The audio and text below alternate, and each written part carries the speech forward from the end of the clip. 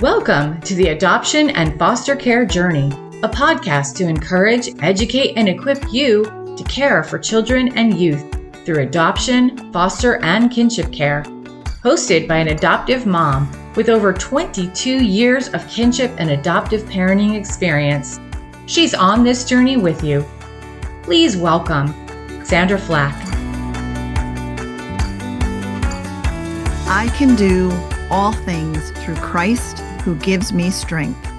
That, of course, is Philippians 4:13, and I am your host, Sandra Flach.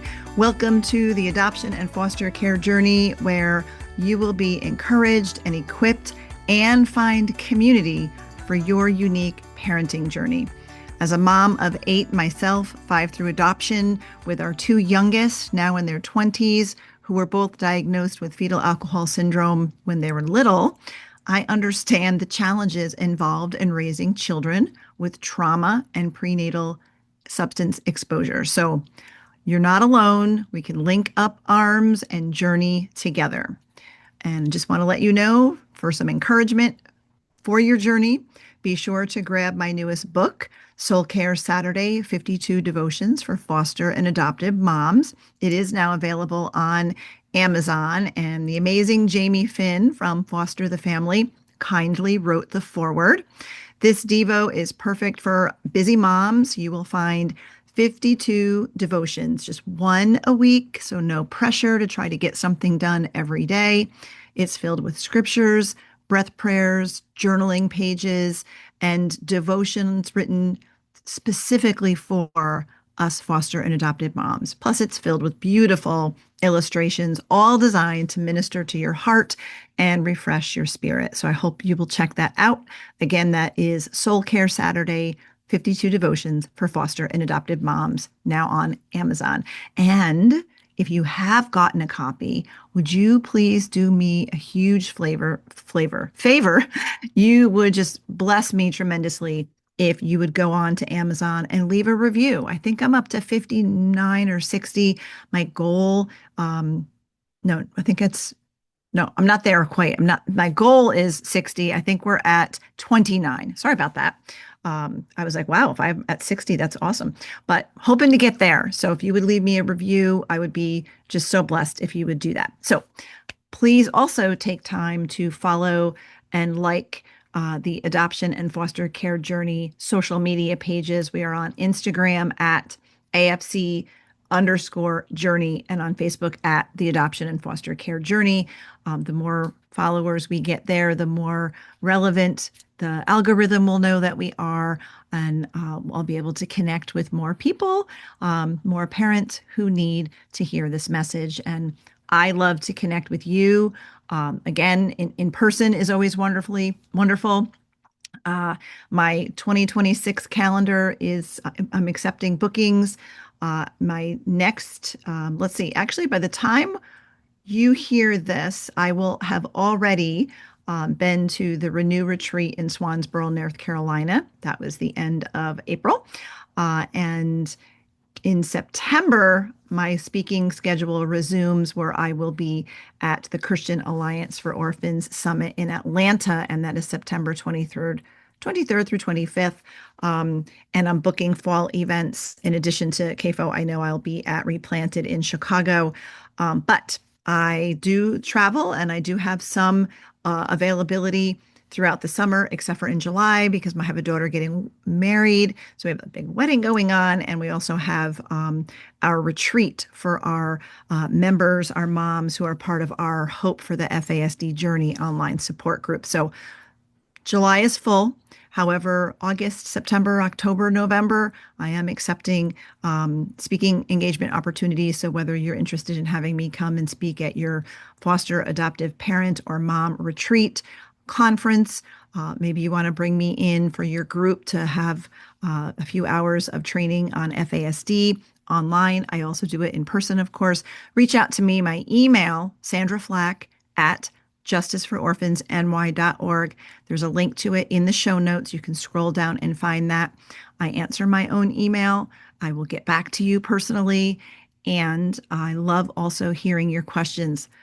We've been did an episode back in April that we did a Q&A on FASD, and that was really because have been getting so many emails with similar questions.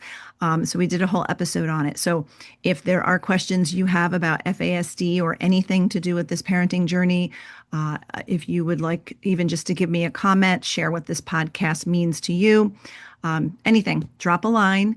I will get back to you, and we may be doing another Q&A, FASD Q&A episode in the near future. So get your questions in so that I can answer yours. So today we are kicking off National Foster Care Awareness Month with a special guest, foster dad Corey McKinney.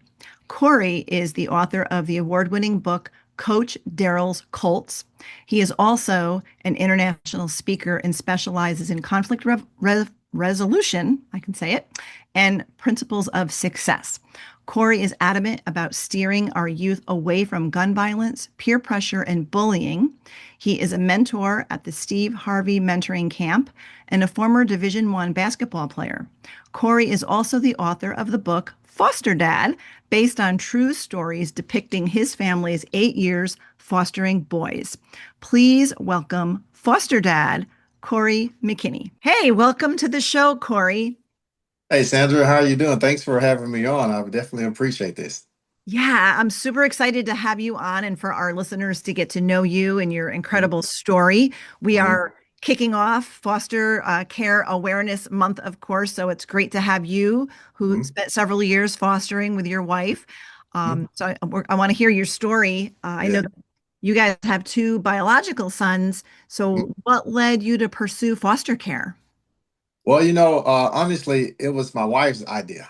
When we first when we first started doing it, because she came to me and asked me about that, and I was like, my first response was like, no. I was like, nah, I'm not doing that.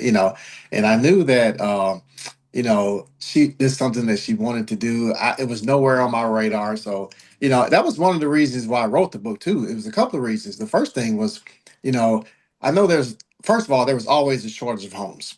Like every time that a kid would leave out there was like a shortage of homes all the time. So I was like, wow, I got to do something to try to see if we can get more people involved in fostering, adopting, or helping these kids. The second reason was I didn't want to do it. Like this is so this is this I there was no I didn't want to do it at all. It was her idea.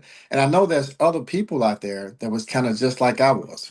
Whether it's other men or other women. I know there's more people that's sitting there on the fence or maybe saying I don't know, or just thinking with a negative mindset, because that's where I was. The first thing I thought about was, oh my God, like what negative things are going to be coming in by us bringing in these kids, so it's like, I got to change the mindset of people who's thinking like I was thinking, as well.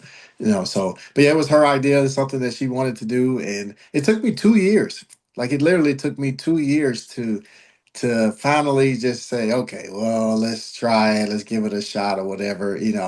And so, I've been praying about it, and I saw how she really wanted to do it. So it was like, I said, okay, what worse can happen? I'm the father, I'm the dad in the house. We got two sons, so we decided to go with it, and I gave it a shot, and I'm glad I did. Yeah, oh, incredible. And I love the stories that you tell because you fostered for 8 years. Yes. So, about how many kids came through your home during that time? Probably about 40 Wow. kids, and there were different time frames. Like some of them were a weekend, some of them may have been like a couple of weeks, couple of months, and then there were some that was like a couple of years. So it Yeah. was like a variety of time frames with the kids coming in. Yeah. And you primarily fostered boys, correct? Yeah, yeah, we have two. We had two sons we still got two sons, but our two sons was at the house with us, and they were probably around approximately 13 and 7 or something like that at the time.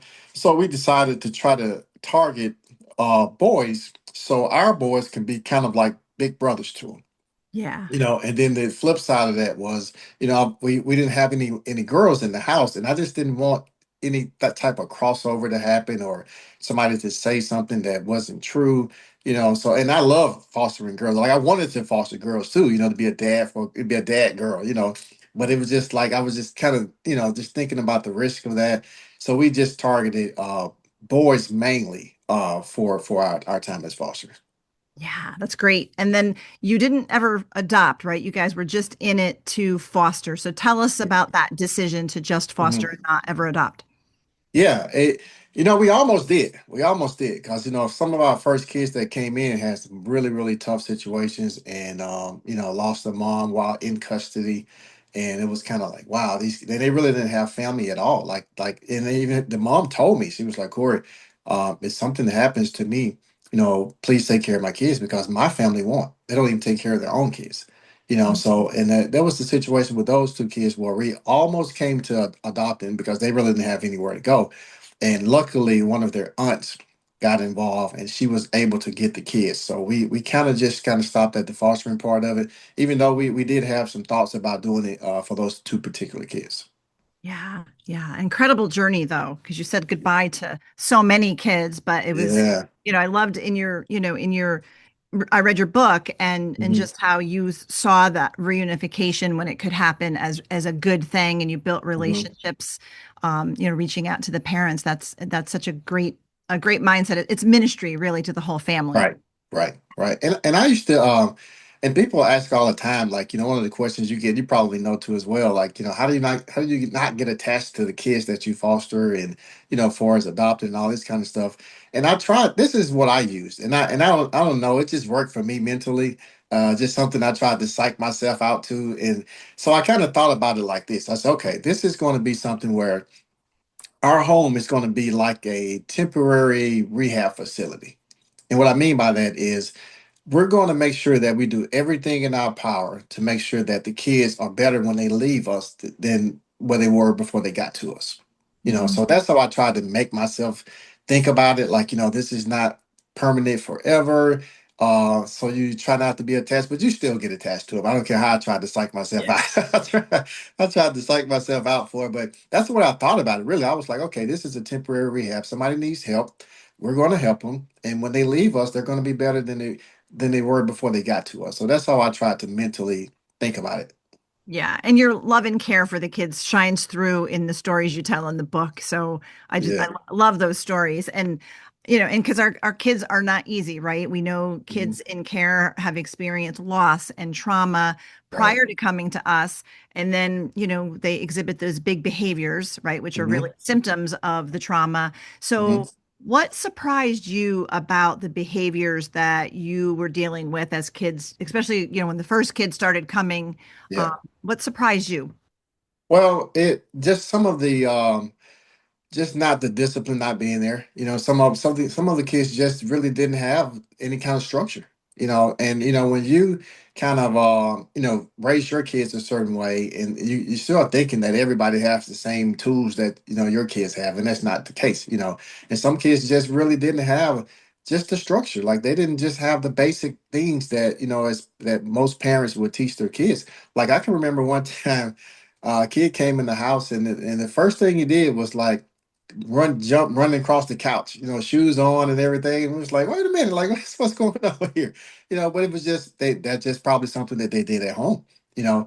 And I remember another time to where we brought some kids in for the first time and we took them out to dinner. And I really believe that that was their first time going out to dinner. I really Mhm. believe so because we were sitting at the table, and the waitress came out and gave us some dinner rolls, to put on the table, and they both just dove on the table and just grabbed the rolls, and it was almost like they had never had anything to eat, and definitely had not been out to eat or whatever. So it was just like, I couldn't even be mad because I was like, well, they probably don't know.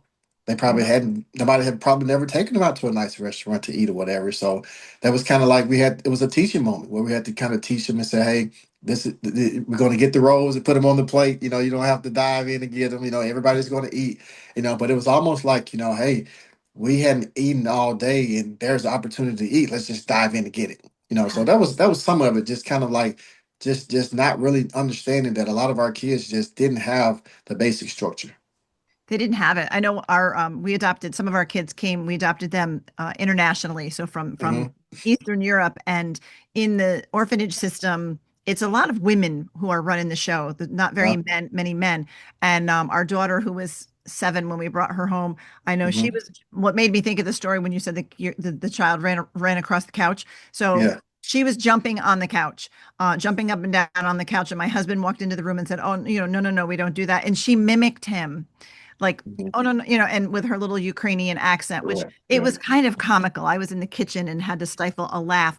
But really, we realized she didn't view dad as like the head yeah, of the household, and we honor and respect dad and yeah, we listen to yeah. dad. She didn't understand that authority because she'd never been around that, Hmm. so Hmm. understanding that, they didn't necessarily get what our other kids got or what, we would expect a Right, traditional family to have. right. So understanding that grace, and definitely it makes for some interesting stories.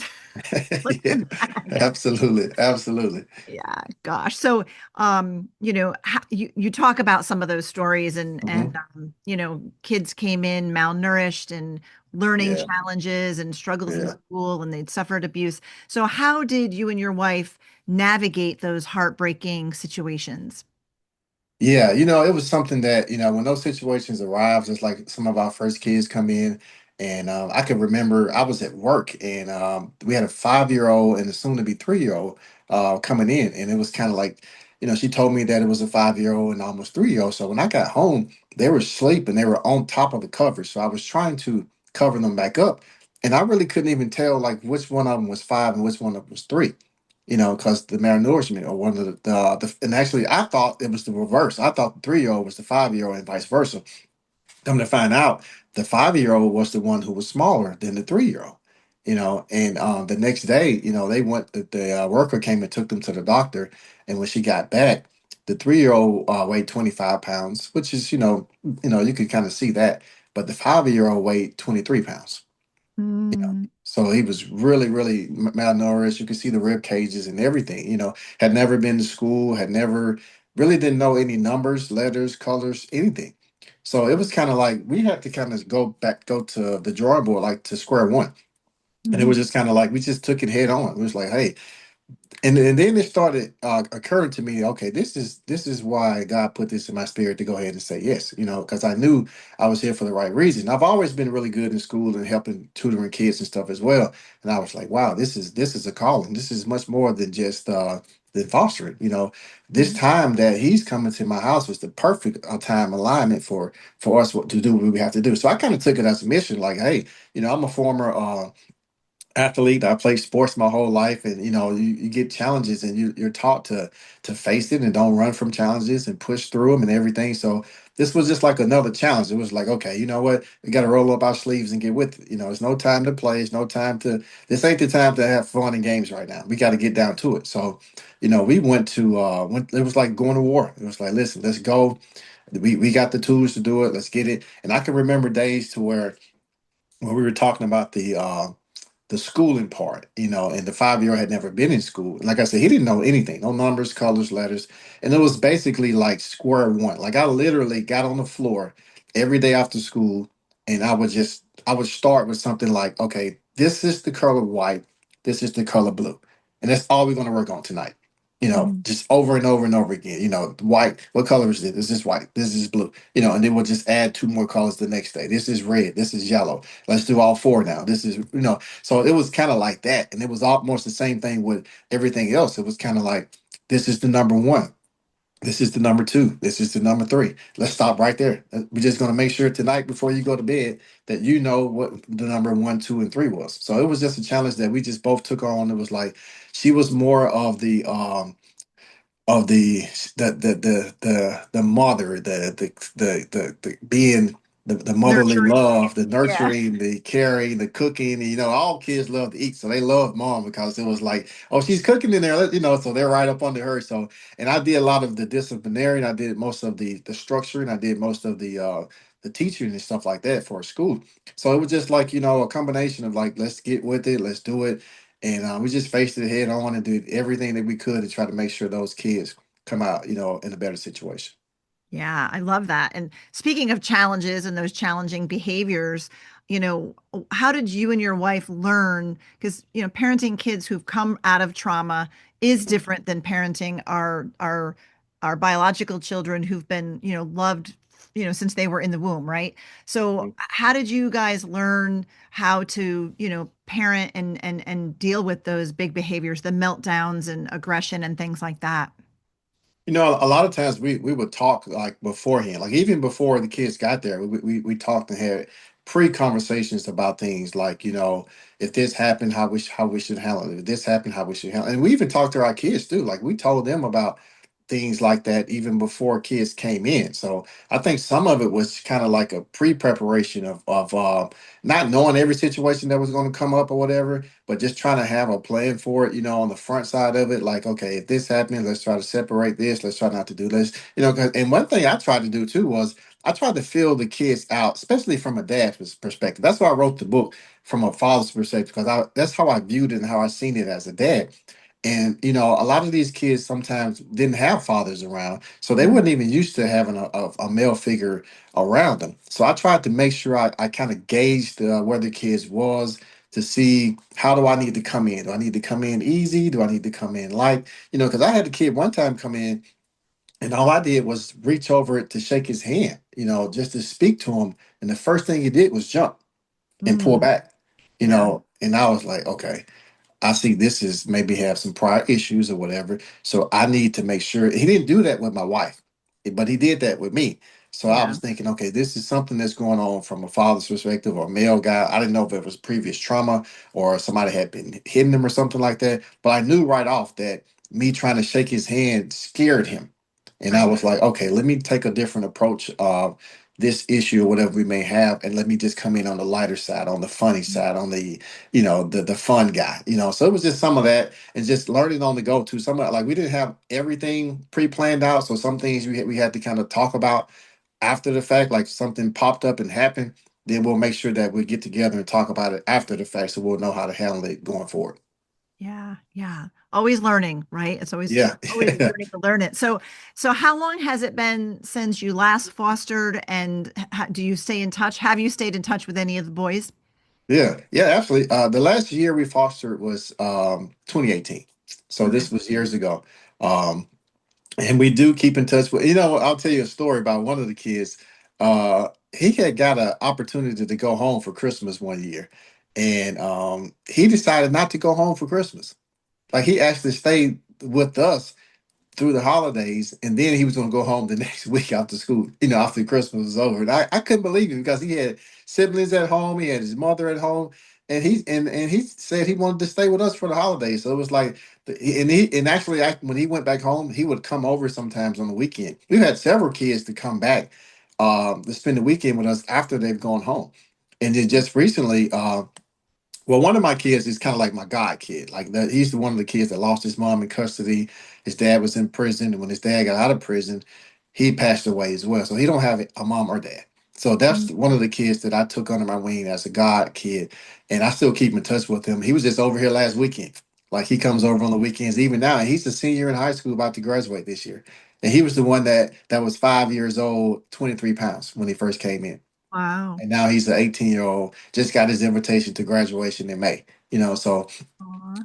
and I see him all the time. Another one of my former kids, he was 8 years old when he came in. The DHR found him at a dumpster trying to get food for his 2-year-old sister, and mom was AWOL, and got kept in touch with him, and he got adopted, which was great. And through social media, we were able to connect again. And just last year, he was a senior in high school, and he asked me to come to walk him out on senior night. He was playing high school football. Aw. And I drove about an hour and something to where he was staying at now. Met his new parents, whatever. They were godsend. They were lovely, great people. And I walked him out with his adoptive parents on senior night at his high school football game last year. And then Wow. a month later, me and my mom went to his high school graduation, and now he's off to the National Guard. Coming all the way back from the situation where they were finding him in the garbage can at 8 years old with nothing to eat. So those two I keep in touch with, and the 5-year-old, the one I said that was my godson. Uh, I don't know if I told you or not, but I'm one of the mentors at the Steve Harvey Mentoring Program. So Yeah. I bring teenagers over from Birmingham over to Georgia every year to attend Mr. Harvey's mentoring camp. And it's a camp for teenage boys that don't have fathers. and we try to teach them life, being respectful, tools to succeed. So I was able to take one of the kids to the camp last year. He got a chance to meet Mr. Harvey and all that kind of stuff too as well. So yeah, so I still keep in touch with a couple of them, and I just think it's just great, and I'm gonna continue to do that too because even though they're not actually in care anymore, they're still human beings and they still need us. Yeah, and you've certainly invested into their lives, and they know that. They know that Hmm. they're cared for and loved. That's incredible testimony to Yeah, really the work that, foster parents can do, even if we just yeah, help them temporarily. yeah, absolutely, absolutely. Sandra Flach, host of the Adoption and Foster Care Journey podcast, and FASD educator Debbie Raymond invite you to join Hope for the FASD Journey, a virtual support community for parents and caregivers raising individuals with fetal alcohol spectrum disorder, diagnosed or not. This faith-based support community meets online 3 times each month, features special VIP guests, and a private Facebook group for members only, which includes Soul Care Saturday video devotionals led by Sandra and Deb. Both Sandra and Deb are adoptive moms raising kids with FASD and facilitators of the Facets neurobehavioral model. For details and to register, visit justicefororphans.ny.org/hope-community. That's justicefororphans.ny.org/hope-community.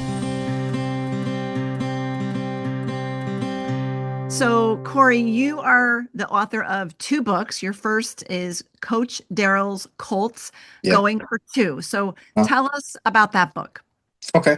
Yeah. So that's actually another true story that I wrote about my time playing youth football. Here in Birmingham, Alabama, I was playing youth football, and the coach name was Coach Darrell. The team name was the Chriswood Colts. So that where you got the Coach Darrell's coach. It was his team, his players. This was a guy, and he was a white male, and I lived in a rough inner city neighborhood. A lot of drugs, a lot of gangs, a lot of violence coming up, and there was a lot of different neighborhoods like that our team was formulated from. So we had a mixture of kids from all walks of life. And he was a disciplinarian. He was a guy that was real tough. He taught us about character. He taught us about, working hard, about doing the things that it takes to be successful. And the year before he got there, they were like the worst football team in the whole conference. Everybody used to beat them up. So within the first year, we went undefeated and won the championship in our first year with Wow. it under his direction. And then 6 years later, we had a record of 89 wins and 1 loss Wow. over a 6 year period. So we were really, really good on the field from the teachings that we got from him. And also he was like a father figure. Like he was like a dad to 20, 30, 40 kids that didn't have fathers around. I mean, he was at the schools visiting us. We had to bring out report cards to practice, to even to play. Back in those days we had conduct grades. Now these kids don't know anything about that stuff nowadays. So if you got bad conduct grades, that wasn't allowed. And we stayed at his house. We used to go out of town. We used to go on trips. And so I was just talking about those years and how we became successful and the impact that, one person can make by just reaching back and going the extra mile to help others out. Wow. I love that. Love that story. So, now is that a book for children or a book for adults? I think youth and adults. I've had both people kind of say they love the even older people. I've had grandparents and parents and teenagers also said that they enjoyed the read, enjoyed the stories and whatever. So I think it could be pretty much a multi dimensional thing. Yeah, no, that's wonderful. And then Mhm. your second book, Foster Dad, which I Yeah, have read, I have it right here. yeah, So what inspired you? You talked just a little bit about this as you were yeah. telling your story, but tell us a little bit more about what inspired you and Mhm. this book would benefit. Yeah, and actually, like I said earlier, like there was 3 things. One was that I didn't want to do it, and I knew there's other people out there who was the same way as me and thinking about it or whatever. Then at the same time, there was always shortage of homes that the kids always needed a place to stay. And then the third thing was, I saw the impact that was made from a male's perspective, by having a dad around, in their life. So that's what I'm trying to encourage, not just women, but men as well because, a lot of times, and kids be kids, sometimes mom can say, hey, Joey, sit down. Joey, sit down. And they don't do it. And then as soon as a male guy comes in and says, hey, Joey, sit down, it sits down instantly. And I saw that impact, that all these kids need and want discipline instruction, even if they don't act like they don't want it, they still need it. Because I can remember having one kid and he had some disciplinary issues. He was really stubborn. He didn't want to listen to anybody. I was the only person that he would listen to. And he hated it. Like he hated me being around because he was like, oh man, he's about to make me do act right or whatever. But he stayed under me all the time. So I knew that it was something that even if they don't act like it, like these kids know it. So yeah, that was just a couple of things. So I just wanted to encourage people, just wanted to make sure that if people were thinking about doing it, if people are already doing it, to continue to do it. So I was just like, let me just see what I can do to put a positive light on fostering because my mentality was so negative. So negative. It was like, oh, this may happen bad, this may happen bad. And it was the totally opposite of that. So I just wanted to make sure that I put into the atmosphere and the energy in the world, the positivity and the good and the truth. I didn't hold back on things that I was upset about. I told the truth about, the system and things like that. But overall, that being a foster parent and being an adoptive parent is so necessary and so important. And I just wanted to highlight that and make everybody be aware of it. I love it. So both books, Coach Daryl's Colts hmm and Foster Dad, where can hmm our listeners find your books? Yeah, they both are on Amazon, so they can be ordered on Amazon. And also, my website has the books on the products as well, and that website is www.coreymckinney.net, COREYMCKINNEY.net. Now, those actually come directly to me, so when I get those through the website, I will sign them and mail them out to them. Oh, great. And we will put a link in the show notes so that hmm our listeners can find your website and check Yeah. that out. hmm So you're also a motivational speaker. I think that Yeah. shines through clearly in our conversation. So tell us about the message that you share when you speak. Yeah, yeah. So I do a couple of things. I'm working in a lot of schools and different organizations. One of the things that I do teach to our young people is conflict resolution. I have a framework that I go about teaching that as well, and I think that's even for adults as well, because a lot of times especially for young people, the first thing we want to do is result to violence, result to fighting, result to shooting. And so I just try to make sure that they know how to handle issues and being taught a way to handle issues besides violence, besides fighting, and like I tell them when I go teach this, like, growing up, nobody really never taught me conflict resolution. Like it was always like, uh, you were told that if somebody hits you, you do what? Hit them Hit them back. back. Yeah. So we got the same teaching growing up as well. So, and that's what the mass majority of our kids get. And nobody gets the opportunity to say, okay, how do I resolve this issue without having to do that? So that's what I'm doing a lot of time. In a lot of schools doing my conflict resolution workshops. Also, I do presentations on student success under a framework where I show them how to be successful, despite where they come from, despite where they start, they can still be a success as well, and to steer them away from the bad things like the gun violence and the peer pressure and the bullying, which goes on with our young people all the time. So that's part of my ministry as well for us speaking. And so I'm just trying to make a positive light. And it's important to me because I lost a lot of my childhood friends growing up to those Mm. same things. I've seen murders, like I've witnessed murders before. I've seen one of my youth football teammates from that book actually get murdered. And I put that story in the book to show people how bad bullying and gun violence can be as well. So, that's why it means much more to me, because I saw the impact of the negativity and the hurt from those families that they receive years and years and years later. So, and I just try to make sure that we live in a very reactive world. Every time something happens, we want to react to it. But who's being proactive? So I try to get on the front side of our young people's decision making so they can make the best decisions to live long and have a successful life. Yeah. Oh, I love that. Love that. And our listeners can learn more about you and all that you do hmm on your website. So we'll Yeah. put that link in there. hmm Corey, you chose the verse we opened with today, Philippians Yeah. 4:13. I can do Yeah. all things through Christ who gives me strength. Yeah. What does that verse mean to you? It means everything because life is full of adversity. Life is full of challenges. Life is full of those times to where you don't think you can do things. You don't think you can get through situations. And it's just always stuck with me. It's just a reminder to say, yes, you can. You can get through this. You can get through this tough time. I know it may be a dark cloud hanging over your head for right now. And sometimes those dark clouds last a long time. Our time is not the same as God times. And we'll start thinking that we can't manage it. We can't get through it. We can't do this extra work. We can't do whatever it is that's this roadblock that's in front of us.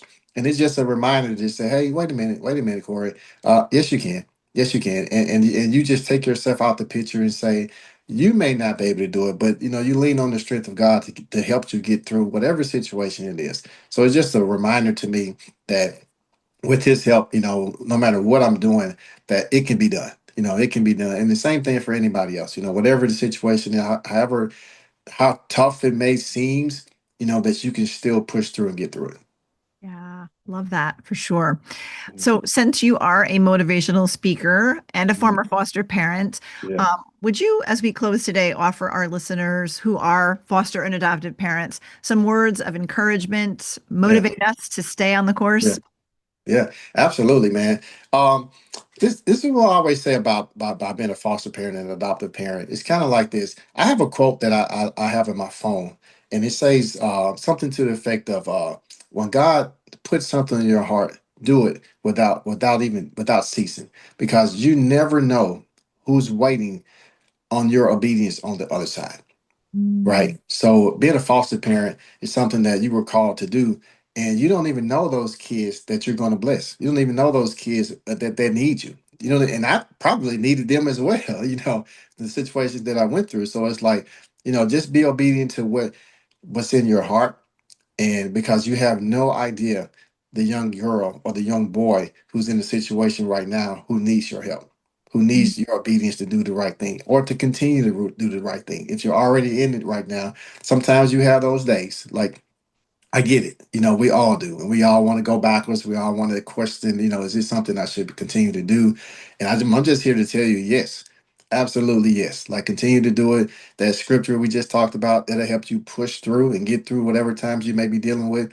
But the other side of it, that obedience to help somebody else out, like, we don't know. You don't see it. You don't see it. Like, I had no idea those kids that I'm now a godparent to before I started fostering. I had no idea this kid was gonna come in my house at 23 pounds, showing his rib cages and everything else. I had no idea that this kid mom was going to pass away in custody. I had to take him to his mom's funeral at 7. Right. Mm. I had no idea that his dad was getting out of prison and he was going to have a heart attack right when he got out of prison. And so I had no idea that stuff. I didn't know that, but God knew, and He knew that my obedience to do this work and for us to do this work was something that was going to be needed by somebody on the other side. So just continue to go, continue to push, continue to pray, and continue to work. And the blessings is on the other side of it. So just stay encouraged, stay in it, stay motivated. And like I said in my book right now, being a foster parent to me is something that took you to a place where you may laugh and cry, but at the end of the day, you leave with a smile on your face. So that's it. Yeah. Oh, thank you so much, Corey, for sharing your story today and for all that Mhm. you do to motivate others, especially youth. Yeah, So needed. And your website is www.coreymckinney.net. We'll put a correct. link in the show notes. So thank Correct. you again so much for sharing your Yeah. story today. And thank you, Sandra, for everything that you do and that you're doing and continue to do. And actually for allowing me to come on and share with you this morning. Like, I really, really appreciate this. Thank you so much. It's been a pleasure. Absolutely. What a great way to kick off National Foster Care Awareness Month with Corey McKinney.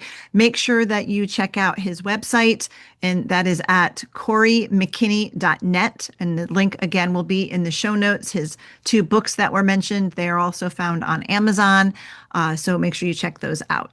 What a great conversation. He's such a great motivational speaker.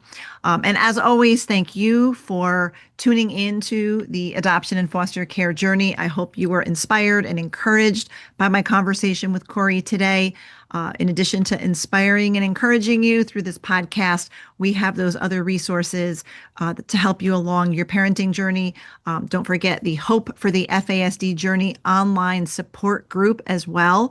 I have to tell you that we meet the first 3 Tuesday nights of every month, and not everybody makes every Tuesday night, but really most of us do.